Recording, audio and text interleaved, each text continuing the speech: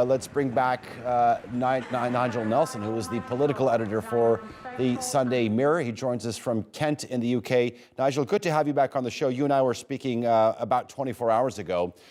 This is all about continuity, but in this, under this theme, we are going through a period of transition. I'm wondering if you could sort of maybe comment on the difficult position that the new ruler is in. On the one hand, he's trying to grieve the loss of his mother, Britain's longest reigning monarch for 70 years, but at the same time, he's transitioning into his new role as the King of England.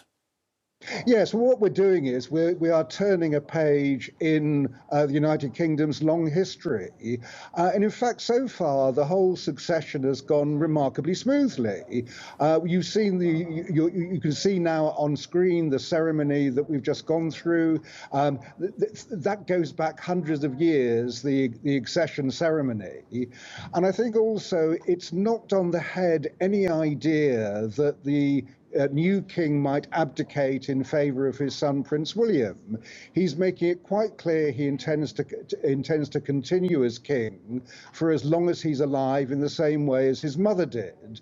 So I think that the continuity side of it is actually working very well, and his reception by the crowds outside Buckingham Palace has so far been really good. They've been cheering, they've been singing "God Save the Queen," "God Save the King." I'm sorry, it's been a long time since we've sung "God Save the King."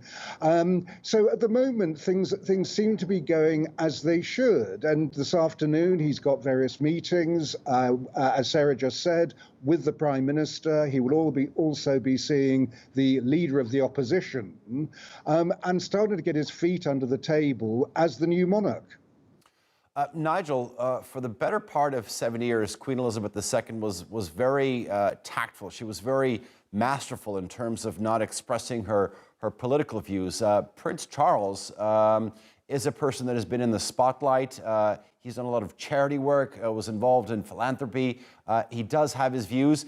How does he deal with this transition in terms of accepting some of the roles of his new position? I think you'll find that Charles will be a very different king from the Prince of Wales. So you're absolutely right. He did actually express political views, particularly on the environment, as Prince of Wales. Now, he can't do that as king. It's really important that we have a non-political head of state. That gives stability to our unwritten constitution.